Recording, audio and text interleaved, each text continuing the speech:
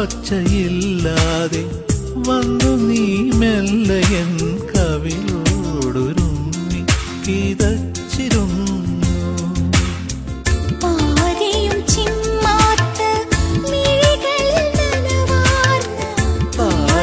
ചിമ്മാത്ത മിഴികളിൽ നനവാർന്ന